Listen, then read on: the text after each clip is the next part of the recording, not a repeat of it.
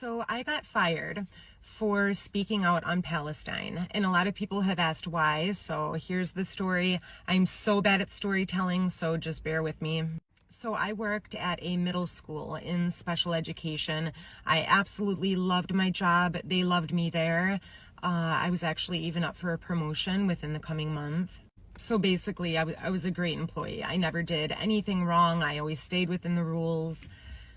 And honestly, most of them knew that I did activism on the side. I had invited multiple of them, including the principal, to protests over the summertime. Like they knew what I was into.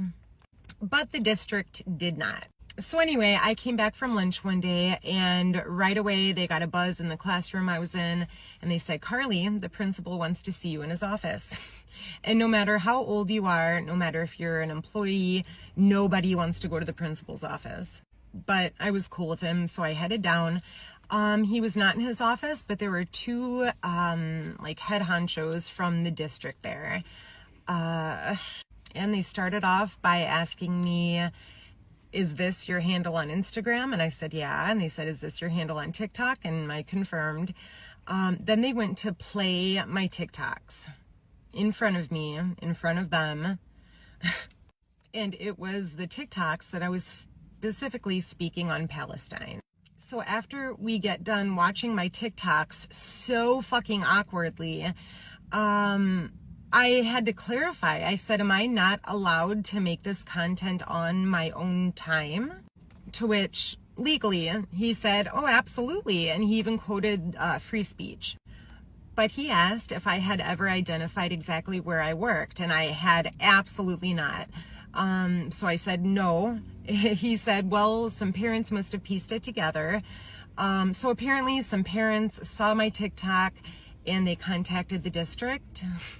And along this timeline, the weekend before I got fired, I started getting, like, I've always gotten the Zios that are semi-threatening, talking shit, but this, I started getting death threats.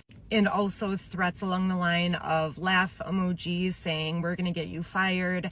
And it was like a plethora of messages to where I was like, I just thought that was weird. So anyway, to have this meeting 2 days later, it kind of fell into place. But yeah, he clarified that I was allowed to do this on my own time. I had never recorded a TikTok at work. I never mentioned any children, nothing along those lines.